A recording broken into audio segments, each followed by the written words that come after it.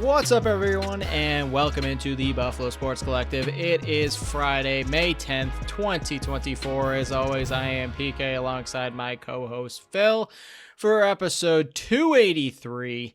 Phil, on today's show, we're going over the San Diego versus Albany series that we did not go over on our Monday show like we typically do because, two Bandits shows to get over in one show.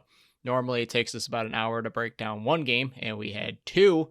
So we were like, let's push this to Friday's episode. We're going to talk about Austin Staats and how San Diego might be without him to start next season, and our thoughts on the whole situation that broke down at the end of that game. And then the NLL Award finalists were announced on Wednesday. We will go over the nominees, who we think should win the award, and if anybody was actually left off. But Phil, how are you doing on this wonderful Friday? Really tired. It's been a very long week, very long work week since, I don't know, I feel like it's one of those weeks where I've been a day behind every single day, where I'm just hoping it's a day forward, and it's not. Like Wednesday, I was hoping was Thursday, and Tuesday I was hoping was Wednesday, and it just makes the week drag on that much more. Very excited that it's Friday when you're listening to this, and Friday for us tomorrow, and I will have a shorter work day because I'm over in hours because I've had some very long days for a lot of stuff going on, so it'll be a quicker Friday for me, so that should be really great, really excited, but very ready for the work week to be over.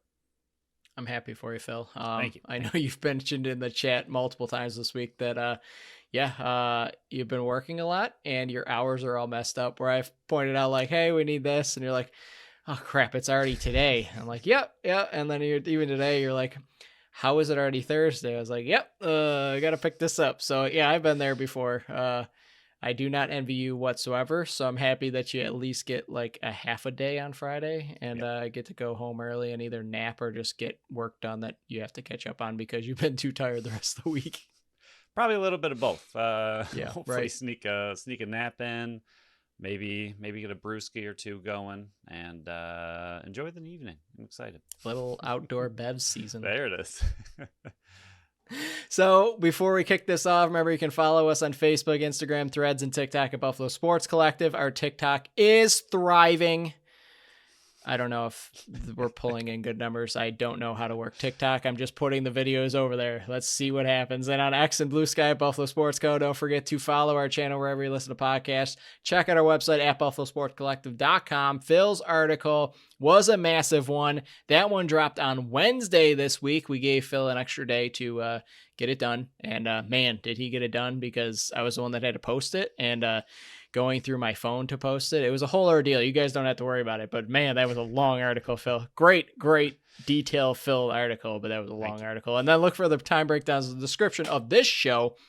Phil, let's kick it off with game one, San Diego versus Albany. When people were listening to this, they're like, oh, this was over a week ago.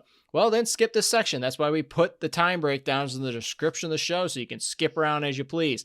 Albany won this one 14-12. 3-2 Albany after one, 6-4 lead at half. 5 of the 7 goals in the third quarter were to Albany to make it 11-6. San Diego would score the first 2 within 42 seconds of one another. They would score 2 within 42 seconds of one another with a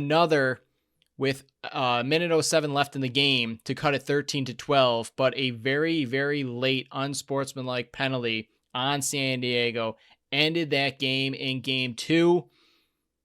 Kind of like a repeat here. Albany won this one 13-10 to sweep the series. One that I personally did not see coming. I thought this one was going to be a split and go to game 3. That was also kind of a selfish wish. So San Diego would go up early 2-0 against Albany, would close it out. But Albany would close it out after the first on a 3-goal run to make it 3-2. So same lead as the first game. 3 each in the second quarter for both teams to make it a 6-5 lead for Albany at half. 4 of the 6 goals by Albany in the third quarter. Very similar to game 1. They took a 10-7 lead, then 3 each to end the game. Albany sweeps them. Phil, what was your thought on this series and this sweep by this young Albany Firewolves team? I think they are gaining a lot of experience and they're gaining a lot of mojo and the confidence that they've already shown for a very, very young team. I think Johnny mentioned it in the last post game press conference that they are ahead of schedule, essentially, is the best way to just kind of describe Albany. That he expected them to be a good team, but maybe not this year. And I don't think many people had Albany being not only this good during the regular season, but making it all the way to the finals. It was one of those things, especially in this kind of series, where you'd expect the younger team to eventually kind of show some weaknesses, crumble a little bit under the pressure. A lot of them have not been in this situation. San Diego, the older veteran team, you expect to stand up and thrive in this kind of situation because they have been here before. And, San Diego's been around the top of the league for a little while there, even though they do seem to struggle quite a bit when it comes to playoffs. But for the most part, it's just the experience that Albany's gaining and just the kind of shocking way that they're able to dismantle a veteran team like this. And they're doing it with a lot of different kind of varieties. Like I know you mentioned that the games ended up, the score was very similar, but both times they were able to kind of take down San Diego's fourth quarter charge. And even though it got really close, they'd still kind of buckled down, even though I think honestly in some of these San Diego just kind of ran out of time and they may have had a comeback in them if they had more time, but they didn't. But I think this series especially being the oldest team versus the youngest team, like it's that kind of game where you just want to see like how does the younger team respond to the pressure, and I think they did an extremely good job, which is unfortunate for them moving forward for the Bandits because they are looking a lot more comfortable than I think anyone really expected them to in these kind of situations. Yeah, what's absolutely ridiculous is the young Firewolves team that I'm going to keep calling them acted like the veteran savvy team Right. that San Diego was supposed to act like. And even Glenn Clark, he was on Lacrosse Classified this week, and the boys over there were interviewing him, and he said, "Hey, even I think we're a year ahead of where I thought we could be. Nobody had us making this finals." And they asked him, "Hey, what's like the thought process going into the finals here, where you're going against a team that just won the championship, that have been to 4 straight championships? Are you going in as the underdog, or are you going in expecting to win?" And he said it's kind of a mixture of both, where hey, nobody's expecting us to win, so obviously we're the underdog.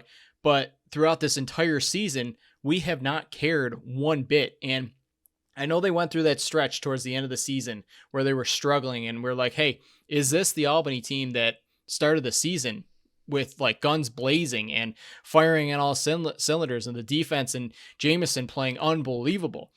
And something clicked in that Halifax series where they allowed just 3 goals and, completely dismantled them. And then coming into this series, it was just, they just took over again. This is a team that just does not care what your expectations are, what your predictions are whatsoever, especially for me that thought it was going to be a split. They do not care who they're going against. And what's so scary looking forward, and even remember, like, what was it, 2 seasons ago, they had Joe Reseteris, they had not Ethan O'Connor, they had Riley O'Connor, they had Ryan Benesh. I'm missing another one that they traded out, but they traded all these players out and just completely retooled. This team was a 3-15 team last year, Phil. I don't know very many teams that can go from the absolute cellar to making it to the finals in any sport the very next year. What Glenn Clark has been able to do as both GM and head coach, and we'll talk about that in the awards section, but this team is going to be scary for years on end. And what's even more dangerous here, Phil, is Dyson Williams isn't even in the lineup yet, and he might be the best out of this entire group, and he's not even a part of it yet. So this team that is already in the finals this year and quite possibly could win the championship here is going to add the number 1 overall pick from this past offseason to this lineup, and they're just going to be even that much more dangerous. And I'm not crowning them. And again, we cover the Buffalo Bandits, but since, we already did that on the last show, we're kind of talking Albany to get you ready for next week's finals. This could be the making of an absolute filthy dynasty, Phil. This is kind of separate-ish, just something you mentioned had me thinking about it. When did the Bandits get burned? 2017, I believe. Okay. So it took them 2 years before they were really good, which is kind of what we were expecting from Albany. So in 2017, they missed playoffs. 2018, they did miss playoffs. And then 2019, they lost in the championship and went 14-4. So it did take them 2 years. When I was trying to figure out if they had a 1 year turnaround from being 6-12, really bad, yes, to championship, but it did take them 2, which is what we were kind of expecting for Albany. But what you just said, that they don't even have Williams, and I think they know that, right? And they understand that they don't have their best player, or likely going to be their best player on their team, not on the team yet. And I think that's why.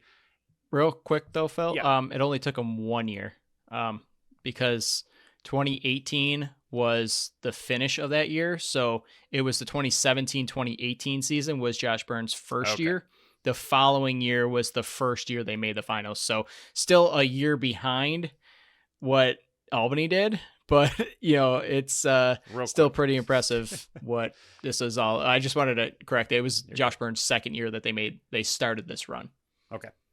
But yeah, I mean, they don't have Williams, so they know that the best of this team is probably yet to come. And I think that makes them even more scary, because if they don't win this year, I don't think they care. Like, obviously they want to win. They're going in with the mentality that they can win, which I think is very possible with the way that they've been playing. But I don't think it necessarily kills any momentum for this team in the future if they don't. Like, 100%. The fact that they even made the finals, like, this is farther than they expected to make it. During the season, it's probably farther than they expected to finish. So they've already exceeded their expectations. So at this point, you're playing with house money, right? Like, they're just out there having a good time as a young team, doing the best they can in the finals. If they win, fantastic. If they lose, they know that they're getting Williams next year, and their team can be even better next year and moving forward with, their rookies are leading the team. So that's another year that they'll also have in the league, and they're really young, just getting better and better and better. So I think this team is it has the mentality of, we're going to be around for a while. If we don't win this year, there's always next year, and they've already exceeded expectations. So I think it just makes them very, very dangerous. Like, it's not, San Diego was dangerous for the other reason, right? Like, San Diego was dangerous because they went all in again for the, third, fourth year here, that they went all in on a veteran aging team, putting all these guys together to try to get over that hump to win the finals. And then if they win it, who knows if they end up retooling. Like, even this year, this offseason, they have a lot of questions that need to be answered, because they once again did not make the finals, and they do have the oldest team in the league. So they have to start making some decisions where they're going all in for the opposite reason that Albany's going all in. They're going all in because it could be, the last time with that core, and Albany's going all in just because they're really young and having an incredible season. So it makes them dangerous in a different way, but absolutely a dangerous team. Yeah, and if you ever listen to any before game talk, or even the middle of the game, or even after the game, Alex Simmons is a legit budding superstar. And we'll get into more of the details and everything on next Friday's show when we actually preview this game. But in this series, 8 goals, 9 assists, 17 points on 31 shots. When he is not the true quarterback on the offense, I think that belongs to Ethan Walker, who at a ripe young age of 26 is the oldest forward in that group, which is just stupid. But I think Ethan Walker's the quarterback, but this offense goes as Alex Simmons goes. And I can't remember the stat off the top of my head, but he had like 8 or 9 hat tricks this season. And when he does, Albany's pretty much undefeated. He's filthy. When he is on, it's very tough to beat Albany. So just a quick sneak peek forward into Friday's show. If Buffalo is able to do what they have been able to do to like the Mark Matthews, to the Connor Fields when they faced him, to Lyle Thompson when they did in the first round, to Alex Simmons, I think Buffalo has a very good chance to win this, but it's very tough to stop Alex Simmons in this league. He's up for Rookie of the Year, and we'll talk about that in a little bit, but Alex Simmons had Matt Vince's number in the last 2 games. The first 2 times Matt Vince faced him, Alex Simmons won that battle. It's 2 more times coming up. Can Matt Vince make those adjustments now that there's a full, 21 games of film of Alex Simmons on an NLL field, including 2 times against Matt Vince himself. So even forgetting Alex Simmons, Ty Kurtz, who's also up for Rookie of the Year, he's filthy as well. And those two work so well off one another. Both righties. Buffalo is going to have their hands full with the righties on this team, who are both rookies, who do not give 2 flips in the world that you're the defending champions. I almost feel, and going into the series, I probably, along with a bunch of other Buffalo Bandits fans, were feeling the same way. Would you rather go against San Diego, who you have beaten the last 2 times, or would you rather go against this Albany team, who you're 0-2 this year, but you're 1-3 against in the last 2 years? This is a team that I think you described perfectly. They believe they're supposed to be in this spot, but if they lose, they know they're already ahead of schedule and they'll be right back next year. I think that's their mindset, that this is a very, very, very dangerous team who also has the defense to back up that forward group that is just going to be even more filthy next year. Yeah. Anything else on the offense? I got nothing else on the offense. There's one main player I want to talk about on the defensive side. I mean, for offense, just one of the big things that's scary about this team and the way the Bandits play is the fact that they're very fast. They're a very fast, elusive, young team, and Lax Metrics had this, that they had 18 pick assists in the playoffs so far. That is 6 per game, and I think combined all the other teams had like 22 or something like that. So 22 combined for every single other team in all the games, and they've had 18 in their 3 playoff games, 6 per game. And a pick assist is them running around like crazy on offense and getting those pick and rolls, or setting, what Brandon Robinson does, setting those hard picks to get Burn open for a big shot. It's those just off-ball movement is the best way to describe it, because that's what they call it. And it's those kind of plays that are and it's worrying everyone me too about, right? What was that? It's everyone. It's not like they have a designated Brandon Robinson or a designated Manico. Yeah, they all do it. Yeah, and it's not necessarily that they are bulldogging their way through. It's that they simply cause chaos and confusion from a defense. They just literally run around. They just run around, try to get into different lanes, and just make the switches, which the Bandits have been a little bit slow on at times, as confusing as possible, to give that player like a Simmons that just, that split second that he needs of space to find that shot and score a goal. So it does worry me from their offensive standpoint that they do like to run around. Like Toronto was the exact opposite. Toronto sits on the perimeter. They try to line up that shot, but they didn't move all that much. Yes, they had some movement. They aren't just standing still, but they're a much calmer team, and Albany is just a different style offense that just loves to run, and they're very fast. And I think with the way the Bandits have created these monsters on defense, I think, and yes, they have speed and athleticism. I'm not saying they don't, but it could cause a little bit of an issue with a very fast offense like this. And we saw it in this San Diego series, that San Diego often got confused on defense and would allow Simmons and Kurtz just enough room and space to make those perfect shots. And that's how you see their numbers just lighten up. Yeah, I think the best thing that Buffalo has going for them right now is this week off, where they get to study this game film, and they have 21 games of watching this, where as opposed to even game 1, you didn't have the same defense you had now, but you also didn't have the tape on Ty Kurtz. You didn't have the tape on Alex Simmons. You didn't have the tape on how Ethan Walker works with them. You didn't have the tape on a few of the other guys, how they work as a unit. Right. And then you want to follow it the second game. They don't have these. This Buffalo team is not the same team that faced Albany, and you can use that as an excuse, whatever you want to call it. But this is not a team that has faced this Albany team before. It's a very different team. You added a guy like Paul Dawson, who has changed the dynamic on this defense. You have an absolute stud in net right now, playing at the top level that we might have ever seen him play at in Matt Vince. So I think that this whole 10 days that they're going to have off between these 2 games, I think is a huge, huge advantage for Buffalo side. And yes, you can call it as an advantage to Albany side as well, because they get the same tape, but there's a big difference between watching Buffalo's tape that's been out there for years and years and years Right. and watching the tape on a young Albany team who just finally put film out there for these other teams. But before we dive into any other closing comments here, Phil, let's go through our first sponsor of Tap That Tap Room. Tap That Tap Room is at 363 Delaware Street in Tonawanda, New York. They are Buffalo's first women-owned self-pour bar featuring 30 consistently rotating taps. They offer a variety of beers, ciders, sours, seltzers, and malt beverages. And like Phil always mentions, you can find your new favorite drink or just sample on what's on hand.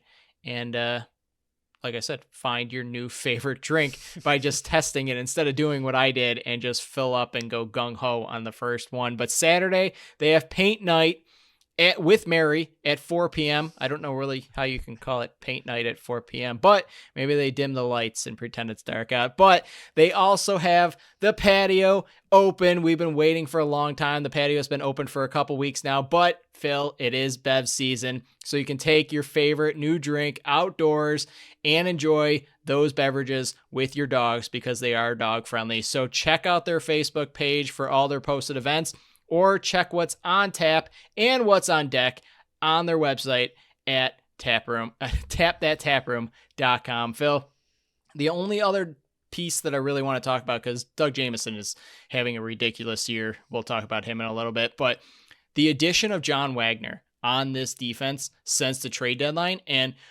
I think I was one of the ones that was like, why would you give up that pick and go get a defenseman like this? He was an absolute stud. He was their best defender back there in this series. 2 assists for 2 points, 24 loose balls, 4 block shots, 2 caused turnovers. He had 2 goals, including 1 empty netter against the Halifax one. I think he has been their best defender this whole playoffs, and it's a sneaky good pickup at the deadline from Glenn Clark. I don't know why I always struggle with his name, Phil. But he is the equivalent to their defense of what Paul Dawson was to the Buffalo Bandits defense. It was just that extra piece to take them over the top on an already good defense that just put everything together and is clicking at the perfect time.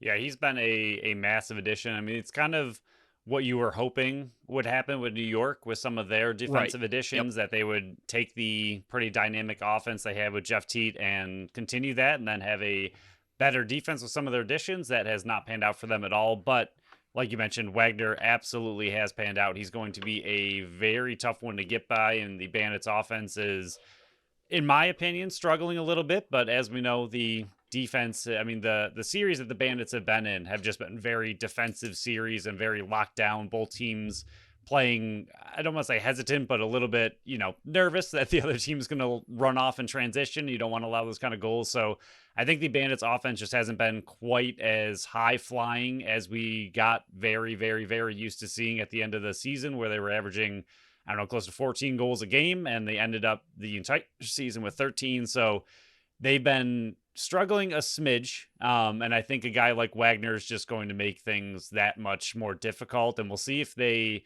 have him as a Martin kind of guy for the Bandits, where he does go one-on-one with some of these players, or if they're just going to let him kind of run all over and see how he does. So, Phil, I don't know about you, if you have anything else to add to this series, or if we just want to move on to our next segment. Yeah, I mean, I have the goalie and offense breakdown, but we can save that for the next episode. Okay, perfect. So we'll that's a little teaser. That's in the show business, a little teaser to make you come back for our next show. But this next segment should be pretty quick. But I think if anybody has watched any of the games or any of the coverage this past week about what transpired at the end of Game 2 versus Albany and San Diego, it's been a hot button topic to talk about. So we're going to talk about it here. Austin Staats.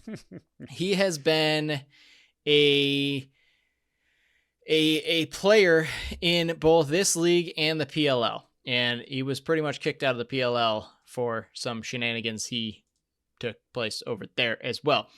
We're not a PLL talk show, so we're not going to talk about all that kind of stuff. But the NLL, what happened? And I have seen multiple camera angles, and each time I see a different camera angle, it kind of changes my thoughts on this. The first thing I want to address, Phil, is the 5-minute major that was addressed and issued in the third quarter of that game. It wasn't a penalty. Like, hands down, that was a textbook perfect hit. Like, Jameson set up Nishimura for that hit. He can't be making that play. Austin Staats did absolutely nothing wrong on this one. I think it was two things that really transpired in this. One, it was the player making the hit. He has a reputation around the league. Austin Staats has a reputation around the league. He did it to himself. There's no blaming that whatsoever. The second one is, I think it's because of how hard the hit was and because Nishimura ended up bleeding the face. They wear cages. Like, Phil, I don't know if anybody else has seen lacrosse, but there's a giant cage over the people's faces. If even just jostling around, that cage can mush into your face and cause blood. He didn't make contact with the head. Like, there was a perfect pinpoint, like, what you would be taught on how to hit a player. He did the exact same thing. You could put the side by side, and they did it, of Dane Smith's hit and Austin Staats' hit. Austin Staats' hit might have been bigger, but they were both clean hits, and Dane Smith did not get a 5-minute major, and Austin Staats did. This is my defending of Austin Staats on that hit. Just that hit. I'm not defending on anything that transpired after, but just that hit. I think they have the review now. Like, how do you review that? How do you hold it up and uphold it? Especially because, like, body checking as a 5-minute major, like, that has to be to the head. And the biggest thing with these 5-minute majors that they keep calling out is pretty much any direct contact with the face they are trying to eliminate from the game. Completely understand it. Right, exactly. They should be looking into that and trying to, which is why I like the review. Like, I like that they have a review for these majors to make sure that if it did hit the guy in the face, they are trying to get that out of the game completely. At player safety, get it, understand it. Yes, you are correct. But this body check, you go back and watch the replay, he didn't hit his head. So where is the 5-minute major when you go back and review that? If you want to call it, I don't know, like you said, I think it was legal as well. I don't know where you even get a 2, but if you call a 5, you know, you can't reduce it to nothing. So at least if you want to give him a 2 for roughing a big body check, I don't know. They call these sometimes, but how that was upheld as a 5-minute major after review, not seeing any direct contact to the head, I don't get that one. I mean, it's not, from what I understand, and maybe I'll have to go back and read the rule book myself, but they don't have anything for blindside hits in the NLL. The player had the ball, he caught it. It's just he got his head around too. Right. And he saw it coming. I mean, yeah, split second, but I mean, that's on the goalie not setting your player up like that. But I don't think they have any. I mean, yes, you want to be careful with those for sure. And again, if you want to give it 2 minutes to try to get a little bit of that out, which I don't necessarily agree with, fine. But I don't know where you get a 5-minute major on that play. Yeah, especially when you have side to side. And again, I understand it's split second, and that's why you would call a 5-minute there. But how do you uphold it after you see it? Right. Like, that's my issue. The inconsistencies there is what's annoying to me, especially when Dane Smith did the exact same thing. A little bit lower. I think Staats was a little bit more upright in his hit, and I think Dane's was a little bit lower left, a little bit more off to the side, and a little bit lower of a hit. But still, I mean, it's close. I'm not like you're splitting hairs at that point. I think Dane's looked a little bit more legal, but for the most part, they're the same hit. And like you said, I mean, I understand if you want to call that a 2-minute, I guess, just to try to be a little bit careful on those split second hits like that. But 5-minute after review, I don't know how you upheld that. So that was my defense of Austin Staats. This is my non-defense of Austin Staats here. This is my offense of Austin Staats here. The cross-check to Anthony Jochum at the end of the game because he was ticked off at the ref. And I think this 5-minute major goes into why he was ticked off in this game, but that kind of stuff can't happen. That's the kind of stuff that they're trying to get out of the game. That's like, there's multiple steps to this. He cross-checked him to the face.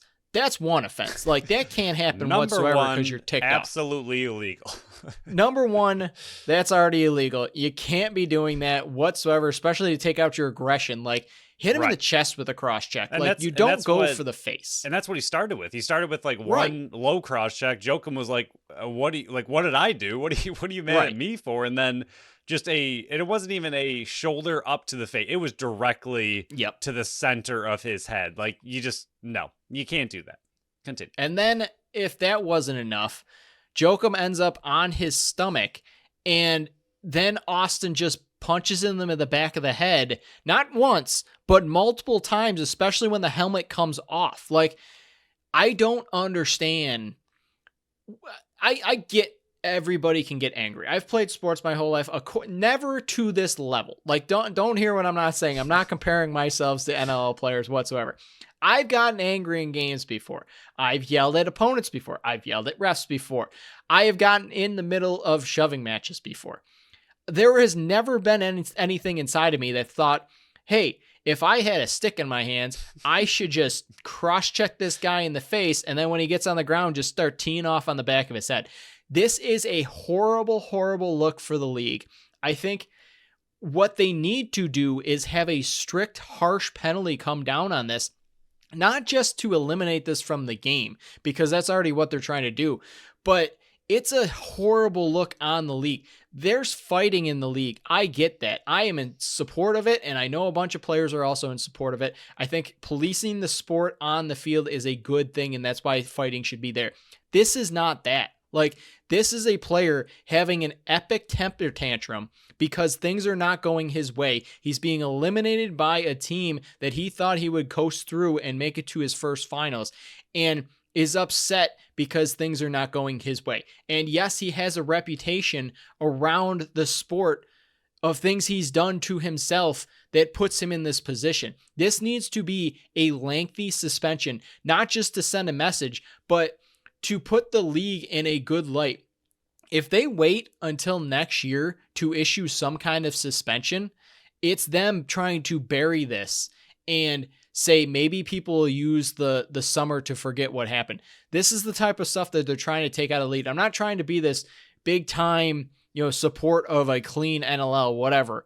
This is me saying that this is the type of action that needs to be taken out of the sport if you truly want to protect players' heads and their future around the league. Because it's not just the cross check to the face, it's the hitting in the back of the head when you're down. Like, when you're not expecting it to be hit in the back of the head like that. That's a dangerous position to be in, to be hit in the back of the head. And I think at the minimum, it has to be 6 games. Like, anything less than that, I don't think the league's taking this very seriously. And it has nothing to do, like, it does. Like, the suspension does, and I know, like, Staats has been in a lot of trouble for a lot of these types of things, but no matter who it is, like, I don't care who you are, if you pull that kind of move, I don't care if you're a big-time star who's had a lot of penalty and anger issues in the past, like Staats, or, we would never see this from him, but a basic example, Kyle Buchanan, who's, like, the nicest guy in the world. If he did this out of absolutely nowhere, which again, we would never see, but just as an example of someone who's has no history is what I'm trying to get at, did the exact same thing, I would want a similar suspension. Like, you can't do that. And again, it'd be one thing, and it's completely illegal the entire way. And this is not trying to defend it, but if they were at least engaged a little bit, like at least pushing each other or cross-checking each other, or even if Joachim was defending Staats at all on the play and was like engaged with him and they're kind of going back and forth a little bit, it's one thing-ish. And it was one-sided. Right. I think that lightens it a little bit. This was completely just taking your aggression out on the ref, but on Joachim, who had nothing to do with the play, had his arms at his side, like he was waiting for the whistle to be moved on. He wasn't engaged in this fight or anything, and Staats just went after him in a blind rage and took all of his anger out in his entire season on this one player's head, essentially, the back and front of it. And you can't do that. It's ridiculous to even see. And like you just mentioned, like 100% a player safety issue. I'm surprised that Joachim's even okay after all of that. I mean, that's clearly, you're looking at a possible concussion with all of that hits to the head on both sides. And I don't know, it's just a ridiculously wild play. And I do agree that he needs to be badly suspended. And I know a lot of it just keeps coming up that it's like, this is what he does. And he might get a bigger suspension because of his history, which I think he also got 3 majors in the season, which is a big deal. Yeah, there's also that too. Yep. So, I mean, the history does follow him for sure, but I don't care like who the player is.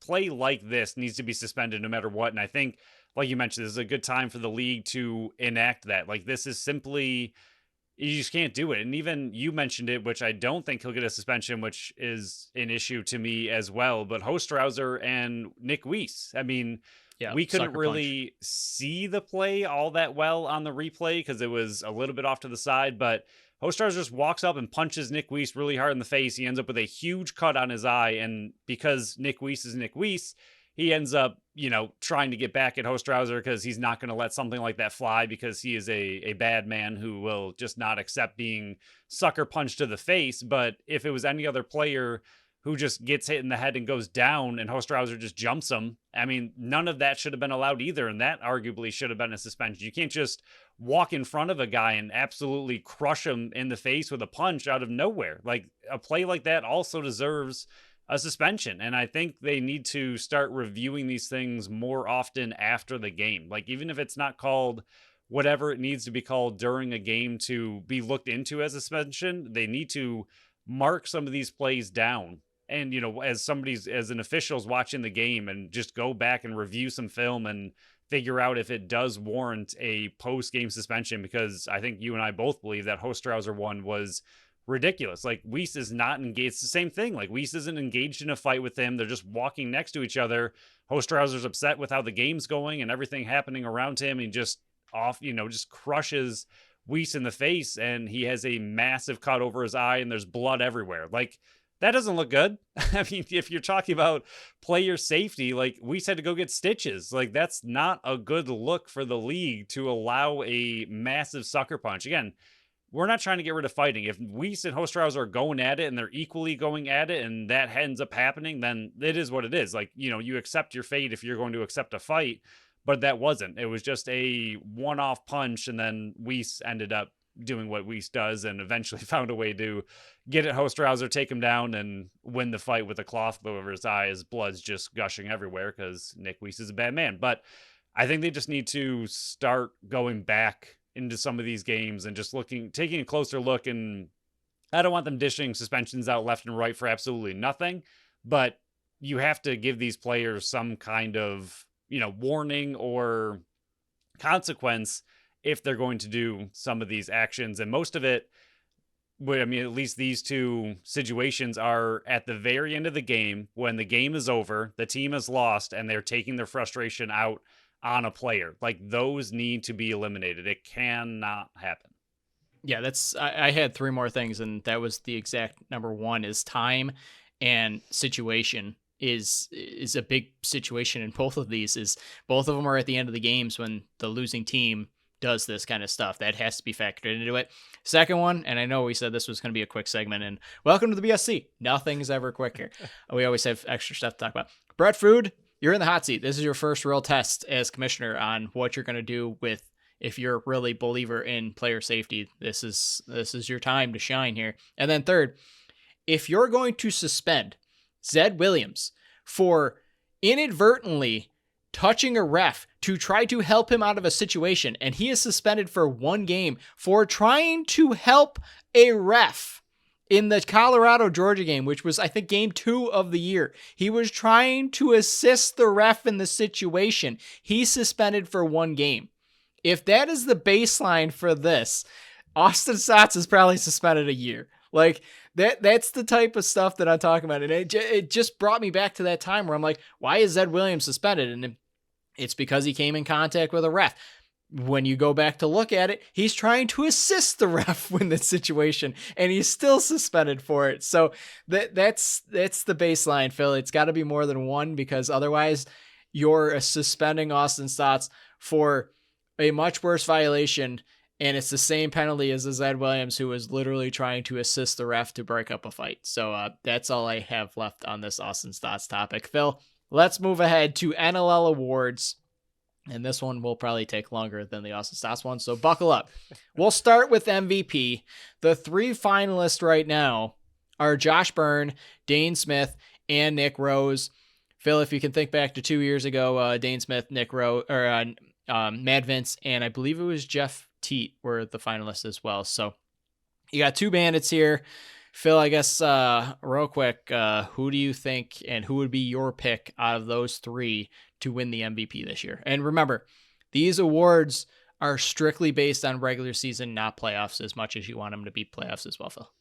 Yeah, I mean, I get that. I mean, you can't. I mean, how are you going to judge someone like Jeff Teat on playoffs? Right. So I get that playoffs are not taken into consideration, but to me, as much as I love Josh and how incredible of a season he had, I do think the way Dane stepped up his game this year as far as a two-way player, and I think the way he was able to do it was just it'd be one thing if he just started playing a couple more defensive shifts here and there and just added that. I mean, he started as a defenseman. He just played, a few extra shifts here and there as a defenseman. But the way he played just a lot of defense, especially in a season where defense was, it was injured for a long time. He was playing a lot of double shifting, and to have a brand new cause turnover record as a forward for himself with 21, which was, if I'm looking correctly, tied for second on the entire team as a forward. That kind of number from a forward is ridiculous. Like, he should not have 21 caused turnovers on the team as a forward to go with his assist breaking season again, and then was only 3 points away from getting his own career, record for points in the season. And I know Josh beat him by 1. And Josh also had a very, very good season defensively with 14 caused turnovers, and he also stopped a lot of transition goals with him sprinting back. But I think Dane played a lot more just straight up defensive shifts. And I think, to me, that's what an MVP is. Somebody that is going to go out there, play the entire game. And again, I know it sounds like a shot at Josh. It's not, but this is just what Dane has over Josh, in my opinion, this year, is that he did play a lot of defense this season. The cause turnovers to go with it are just an insane number to see from a forward. And I think just his two-way game and what he meant to the team again this season, especially with the defense struggling so much throughout most of the season, I think he just, again, I don't know, it just encompasses a complete player to me, being able to and willing to play as many defensive shifts as he did as one of the greatest offensive players in the entire game. I completely agree with everything you said. There's no denying it whatsoever. And I'm just filling out the rest of my arguments against this case, but just give me a second. Yeah, I mean, 101 assists, breaking the all-time NLL record, which was his own, and he's broken it 3 straight years now. All the caused turnovers, Josh Burns' unbelievable season, coming so close to the NLL record for points in a season, along with Dane. I think you're just ignoring what Nick Rose was able to accomplish this year, and I know you don't like giving out the award for both, but I just went over the numbers here, Phil, and I'm looking at it now, and Nick Rose had an unbelievable season last year, and this year it was just right up there. I mean, last year, 903 goals against and an 80 save percentage, 13-5, and arguably he had even a better year than Christian Del Bianco, who won the MVP. This is Christian Del Bianco's MVP season last year, 13-5, 9.28 goals against and an 81 save percentage. This year, Nick Rose went 15-2, 9.18 goals against and an 81 save percentage. So even a tick better than, Christian Del Bianco, who won the MVP last year. And I know assists were also factored into that as well, but I think it's Nick Rose. Like, I think we need to forget the playoffs, because I think that's kind of clouding our judgment, especially what Buffalo was able to do against Nick Rose. And I get the 2 regular season games that Nick Rose kind of struggled against Buffalo, but Toronto is not he where... doesn't like playing Buffalo. Yes, Toronto is not where they finished without Nick Rose between the pipes. I think Buffalo is still a playoff team if you take Dane Smith away. I think Buffalo is still a playoff team if you take Josh Byrne away. I do not think Toronto is a playoff team if you take Nick Rose away. And that's where I'm basing this. That's where I'm basing this. And we saw games without Josh Byrne last year. They still finished top in the league. We really haven't seen them without Dane Smith, so it's hard to argue that. But I think with the play of Josh Byrne and the other weapons on offense, I think they can get by and still make the playoffs with the talent on that team. And I know there's going to be a lot of arguments. This is the Toronto guy in, you're talking about Toronto, and you love Toronto and all the defense in front of them. Toronto was very hurt this year as well, and I don't think that's being talked about enough, where they had about as many missed games that Buffalo did. You know, Nick Rose stood on his head very often, and even Nick Rose missed a game. I just think that Nick Rose, based on the whole collective of a season, I think his numbers are good enough to win the MVP. And I think if you have two players from the same team up for MVP and Toronto doesn't have anybody else up for MVP, that kind of like stands out that, you know, is Dane Smith without Josh Byrne? Is Josh Byrne without Dane Smith? I'm just being devil's avocado here. I think I would give it personally to Nick Rose, but Phil, I think there are a couple names that were left off, and it's tough when you label it down to just three. So there's a couple names that I don't know how you squeeze them in. I think they got the top three correct, but you know, like Jeff Teat had a great season, but his team didn't make the playoffs. That kind of discredits him. Connor Fields had a great season, but there were, you know, parts in his game where he just fell behind, and Rochester went through that massive slump twice. Wes Berg, I think he was their best player on his team, in my opinion. I know Austin Staats had the goals, but I think Wes Berg was the overall best player on his team. Chris Rigolari, I think he had a solid season. Doug Jamieson had a great season for Albany Firewolves, but I think in the end they did get the best three up for the award as the finalists. Yep.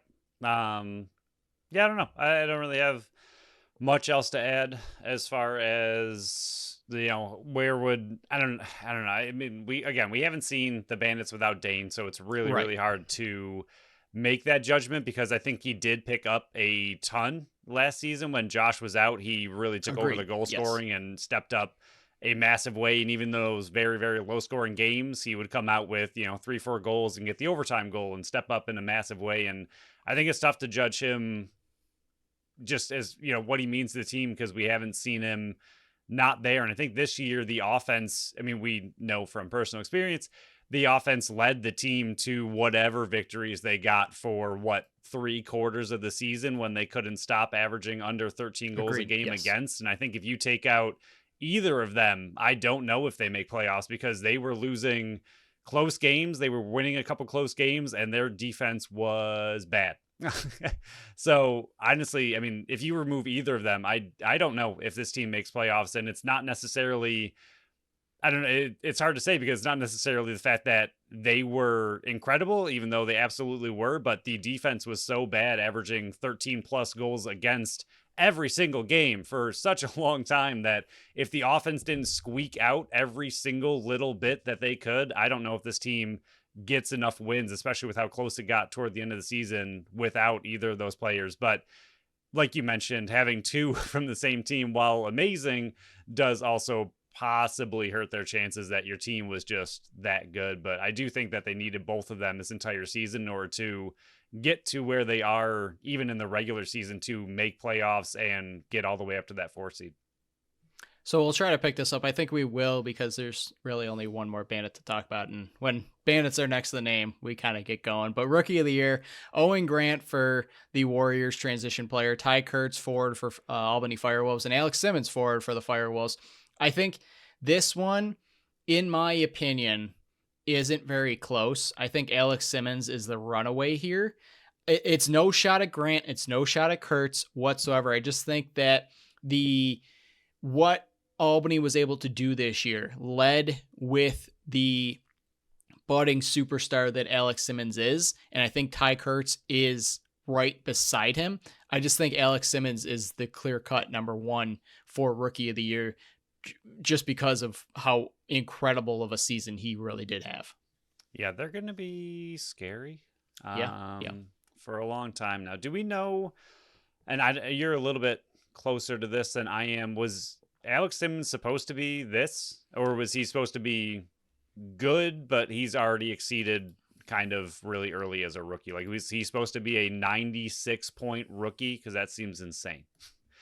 Let me confirm. I believe he was the 4th overall pick Because like Jeff Teat coming in when he had his ridiculous rookie season, he was expected to have a ridiculous rookie season, and everyone was like, "Yeah, he's the man," and he did go out and he was the man. And his season, what do you have? Like he almost broke Dane's record in his rookie season. So he was incredible, but he was expected to be a generational talent, similar to what Williams is likely going to be for Albany next season, possibly. He was the 4th overall pick. I was right in 2022. So not this past draft, the one before that with Thomas McConvey, who I think is also one of the ones that quote unquote was left off. I think they got it right, but I don't think anybody was expecting him to be this good this early. Right. But I think everybody thought that this was in him. I think maybe season 2, maybe season 3 or 4 that this would have came out. I don't think anybody expected him to be this good this early, but he was expected to be this good at some point in his career. But I think as a rookie for Rookie of the Year, that I think ridiculous, that kind of language right there, like we expected this kind of season from him in 2 to 3 years, not his rookie season. That is what a Rookie of the Year is. Yeah, and I think this is another one where I think they got the top 3 right. But if you want to go over some of the other rookies, I mean, Dylan Watson from Las Vegas had a good year. Jason Knox picked it up. He was really good down the stretch for Panther City. Thomas McConvey was really good, but I think he was overshadowed by the Ryan Lanchbury. If Ryan Lanchbury wasn't added to Rochester, I think Thomas McConvey might have been up in this discussion, but there's so many mouths to feed in Rochester. You got Callum Jones, who came on strong. He's going to be a superstar on the back end for New York. And even Cam Wires, he stepped up late in the season. I think any of those other names, if you would have seen them up in the top 3 as well, I think they would have had an argument as well. But we'll move on to goalie of the year as I took a drink there. This is another one I think... Right on. I think they got the top 3 right. And it's Nick Rose, Chris Irregulari, and Doug Jamieson. And the only one really left off is Christian Del Bianco, but I don't think you could put Christian Del Bianco in that group because his team struggled and didn't make the playoffs. I think as the goaltender, I know wins are not a sticky stat for the goaltender because so many things have to go right ahead of you, or so many things have to go wrong ahead of you that determine your outcome. Hint, hint, nod, nod, all you Matt Vince haters. But I think really, even if you just go on the stats or even just on the play with your naked eyes, these are the top 3 goaltenders. I think I would give it to Nick Rose. Again, might have the goalie of the year and MVP again, but this has to be the year that Nick Rose at least wins goalie of the year, right, Phil? Like, I'm not making this. He has to at least get this if he's not winning MVP, and it could be both, but there's no way he doesn't win goalie of the year right after winning the Triple Crown. Correct. Yeah. I mean, the Triple Crown right away. And I mean, one of the big knocks I always have on Rose is because his defense is so good, he doesn't often have the saves that a lot of these other goalies do because his team just doesn't allow teams to shoot that often. But he does this year. He had over 700 saves, and a lot of these other top players are around 650, 660, 640. So that's around where the kind of average was. And then you have players like Demood, who was at 709, but, Rose is still ahead of him. And then you have players like Del Bianco, who has a terrible team in front of him at 746, and Higgins, who struggled, but, I mean, he had the brand new That was not his fault. They let every single shot through. That's what I was saying. Yeah, like he has the new single season record for saves in a season with 757. His team also terrible in front of him, but this year, I can't really say anything about Nick Rose because he does have these saves to go along with the ridiculous 81 save percentage. To me, any goalie that gets 80 or above is just an insane season. So to get 81 on over 700 saves, to have the 9.18 goals against, I just don't see any way possible that he does not win goalie of the year. And that's not a shot at Irregulari, who had a really good year. It's not a shot at Jamieson, who had a massive bounce back season after a rough season with a rough team last year. But I don't know how you don't give it to him. I know Irregulari had a 9.79, so anything under 10, also ridiculously impressive for an entire season, but his save percentage down to 79% and the saves only 661. So to me, that's the really big difference. And even the, 0.5 difference in goals against is a lot when it comes to a goaltender. That's still a very big gap. So I don't see any way Rose doesn't get it.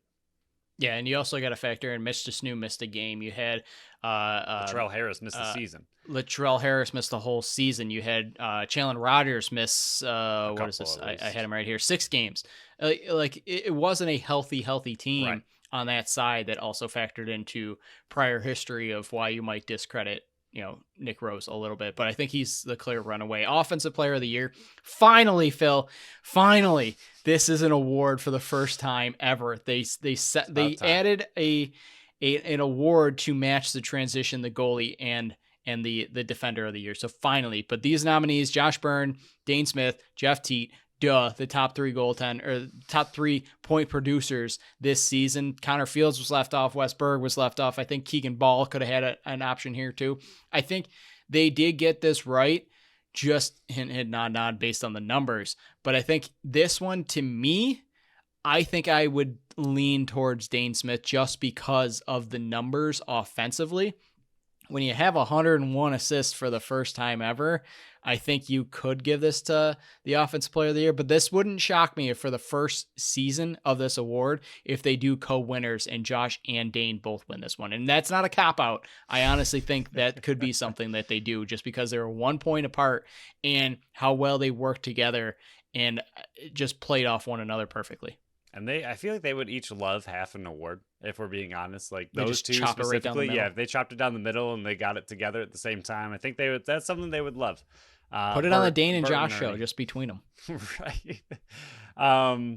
Yeah, this one a little bit unfortunate again. Like I really do not like downplaying Josh Byrne at all because he's insane, and it's just unfortunate for him that his counterpart is just as, if not more, insane than he is. Like Josh Byrne on any other team, we don't know if the stats necessarily are this insane because he has someone feeding him who's really good, but he'd be the number one by far on any other team. He would be incredible. He'd be amazing, and he'd be talked Jeff about. Teat. Right. And he'd be talked about by himself. And unfortunately for him, but at the same time, amazing for him because they're extremely good friends. He has Dane Smith to contend with every single year. And I think the Dane Smith shadow is just gigantic. He's a tall player as well. But like you mentioned, the record assists, 101. We've never seen a player get over 100, and he just continues to break his own assist record. But even the Lax Metrics breakdown of all the top, I think it was MVP when it came out in week 18 or 17. They did a breakdown of all that. I think the top MVP candidates, and it was Teat, it was Fields, it was Byrne, and it was Smith. And what Smith is able to contribute to a team that doesn't necessarily show up on stats was literally like 2, 3, 4 times better than the other players that are at the very top of the league. And to be just that much farther ahead of everybody in the league is just insane to me. Like I'm reading that article, it's so hard to comprehend. Just a player being at the very top of the league is one thing, and being with a few of these other ones, like you mentioned, Jeff Teat, 131 points, Smith 134, Byrne 135. So there's other players around him, but when they broke down all the metrics of just how incredible his assist ability is, his prime assist versus secondary assist ability, and just what he can inject into an offense and how much further ahead he is than the entire league. It's just still so mind-blowing to me that one player can be that much farther ahead, not on his team, but then the other greatest players in the top professional league that he's in. It's just insane what he's able to do. And again, it's just really unfortunate for Byrne because he had an absolutely incredible season that does not deserve to be overshadowed for what he did and how incredible those two are together. But Dane Smith's shadow is just, it's huge. It's a big shadow to try to overcome. So I think, to me, I'd give it to Smith, and I feel bad for Josh. And Jeff Teat had an incredible comeback season, really. I mean, he started terrible, and I know you have originally had him, I believe, as your top offensive player in poll predictions. And he started really bad. And I know you were really worried early on, and I was kind of poking fun at that pick, but then he started to absolutely take off and tear up the league and got all the way within 4 points of the top player in the offensive category. So he had a monster bounce back season. I do wonder what the points per game would look like if you took out his early season bad ones versus everybody else. I feel like he would have eventually taken off and probably had the most points per game toward the end of the stretch there. Yeah, we got to pick this up a little bit because we're at the hour mark. But Oh the only my thing I will gosh. add to this is Josh Byrne. What he does have going for him, he did score 53 goals this year. But if you take out the shorthanded goal and you take out the 6 power play goals, he still has 46 even strength goals. That's just absolutely ridiculous. But we'll move on to transition player of the year. Ian McKay finally gets some recognition here. Shane Simpson from the Roughnecks and Jake Withers for the Thunderbirds. As much as I love Ian McKay, and I am a big time fan of Ian McKay, I've been Ian fighting McKay hard truther. for him to get in on this award. Phil, I'll pat you on the back. I think this is Jake Withers' year to win the Transition Player of the Year. I think there are some players that were left off. Brian Cole for Georgia, Jordan McIntosh for Georgia, Ryan Tarafanko for Halifax. But the biggest one that I think was left off is Matt Gilray. And I think, Again, personally, I would have subbed out. This is the first one where I think I disagree. I think I would have subbed out Shane Simpson. And as much as I think he is filthy in the goal scoring department in the transition game, there are more aspects to it. I think I would give that award, that spot, to Matt Gilray over Shane Simpson, but I see why Shane Simpson was put there because of all the goals he put in the net this year. yeah, you are a huge Gilray fan, and he continues to be pretty underappreciated, I think, around the league. From Buffalo, too. Traded him for nothing. They did, yeah. We actually really wanted to keep him. It's still a little bit sad that they got rid of him because he's turning out to be an incredible player. And like you just mentioned, you think he should be part of Transition Player of the Year. I think this is 2 years in a row that he's been left off, that you wanted him part of this. And it's true. He's a very good transition player. Like you said, the points aren't necessarily there, but the loose balls, the turnover, the cause turnovers, the blocks, everything that makes you a transition player, he has. He is one of the best in the league, but does not get the credit and recognition that he deserves. Yeah. So I think we both say it'll be Jake Withers. Yeah, just his because of, loose ball breaking record stupid. by like 100 is ridiculous. and face-offs too. Yeah, And it's face-offs, just yeah. stupid. It's just That's stupid. Defensive Player of the Year here. Mitch DeSnew for the Rock, Ryan Dilks for the Warriors, and Brad Cree for the Rock. Left off, I think John Wagner from the stretch down from what he was able to help with Albany. And then the underrated Steve Priolo. I'm just tossing him in there because at one point, this man has to win this award. I know he was up for it either last year or the year before, maybe both years.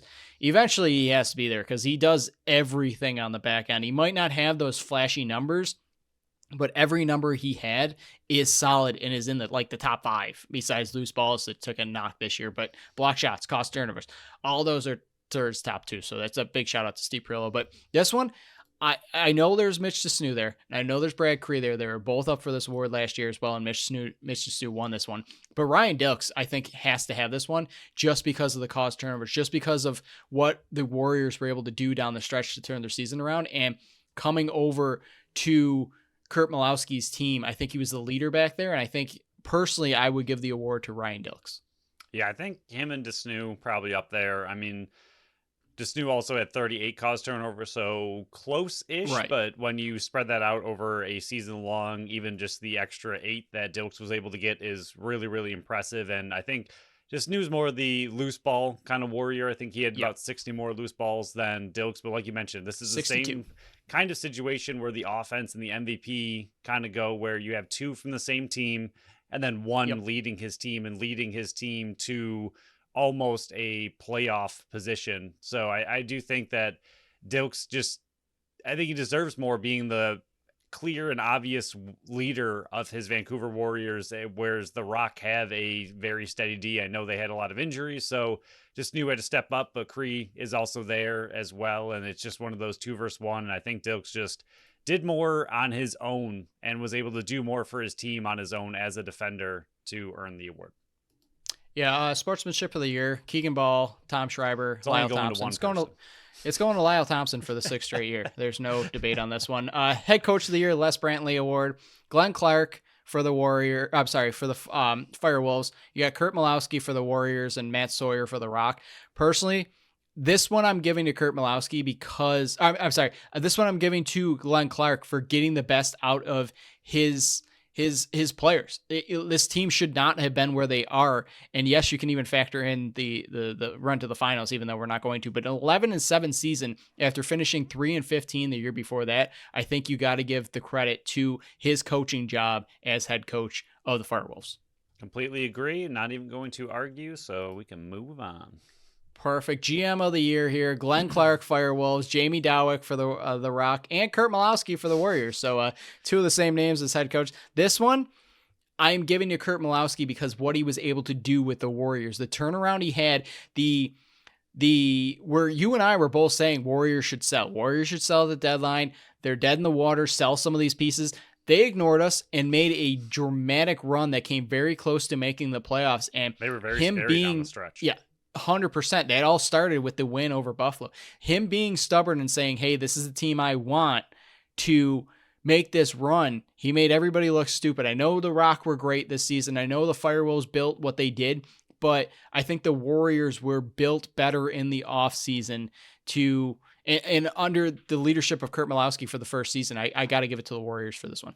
Yeah, I mean, how many players followed Kurt? I think that's the big thing. How many players was his coaching ability able to draw into the Warriors as his GM as well? So I think that's just a massive part of it. And I think he deserves all the credit for just taking those players and getting them to sign with the Warriors because he was going to be head coach there. So I do think he deserves it as well.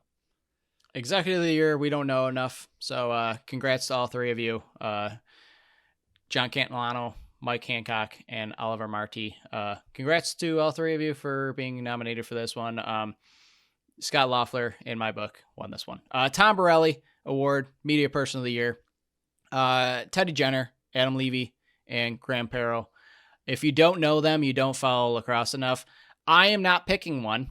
I think Teddy is a bit selfish being up for this award again after winning it last year. So I'm going to exclude him. Adam and Graham, I'm awarding you champions. What they both have done with NLL Stats with Graham, unbelievable. And then with everything added and everything that Adam Levy does throughout the entire week and throughout the entire season, if I'm going to award a champion, I'm not going to pick one. I'm going to give it to Levy and Perro. Yeah, co-champions, completely agree. And we like Teddy and everything he does as well. Even though he won it last year, he can also get just a smaller trophy compared to the other two. Yeah, I'm going to look this up. I think he's won it twice. Yes, he's won it in 2016 and 2023. So, yeah, he can wait another year selfish to be nominated again. But, yeah, that's pretty much all I have for this show. Is there anything else you want to fine-tune or talk about before we end this one? Yeah, I believe you skipped a sponsor. Oh, we did, Phil. Thank you. Why did we wait so long to do this one? Let's dive into Mr. Sizzles, and I'm gonna copy and paste this one earlier in the show here. Yeah, that's fair. We might have to give them some kind of separate shout out after. How did I completely miss this one? Phil, take it away with our second sponsor, Mr. Sizzles. Mr. Sizzles is at 346 Connecticut Street in Buffalo, New York, opening 2 new locations, which PK will talk about shortly, in Hamburg and Clarence, hopefully soon. They're currently open 7 days a week, 11 to 11, with a brunch menu on Saturday and Sunday from 11 to 3. So everybody already knows they have a new menu out, and it is perfectly live right now. Go check it out. There's tons of new meals and new appetizers out there that anybody can enjoy, but they did put this on their social media sites, so we're going to talk about it here. At the Connecticut Street Shop, they are looking to hire milkshake attendants, $12.50 an hour plus tips. It's got flexible scheduling and full and part-time positions. They're also looking to hire at all 3 locations an assistant GM, a kitchen manager, a bar manager, a line cook, a bartender. And Phil, I know we mentioned this when we stopped there and it was jam-packed and how amazing the staff were. If you want to be a part of a company that treats their employees like family, that treats their employees with respect and just an unbelievable work atmosphere, this is the place you want to work for, is Mr. Sizzles, and especially at those 2 new locations that are going to be opening very, very soon. And it is a family run and owned business as well, not like your giant corporations who don't care about you all that much. So really, really great place to work if you are looking for a job. So check out their new menu on all their social media sites or at MrSizzles.com. Phil, now, is there anything else you would like to add to this episode before we shut it down for another week? Or another weekend. Going to enjoy having a weekend off from writing an article. I don't blame you there. I have to write mine on next week, so we just flip-flop positions. We each got a bye week for our articles. Yours was last week. Mine was this week. So I'm excited. Excited to kick my feet up and not type a bunch of stuff. So on our next show, we'll talk more about Buffalo versus Albany with the lead up to the first game next Friday. And we got some Halifax, San Diego, and Toronto talk to see if they're going to end up blowing up their teams. So stay tuned if you want to hear us just bash 3 teams that came short of all their goals. So thank you all for listening to another episode of the Buffalo Sports Collective. Thank you to Tap That Tap Room and Mr. Sizzles for sponsoring this show and this podcast. Follow us on Facebook, Instagram, Threads, and TikTok at Buffalo Sports Collective and on X and Blue Sky at Buffalo Sports Co. Visit our website at buffalosportscollective.com. Phil's article is out now. Go read that one. It's a monster one, but it's jam-packed full of knowledge. Follow our channel wherever you listen to podcasts and make sure you leave us that review on Apple and Spotify. Until next time, bye-bye.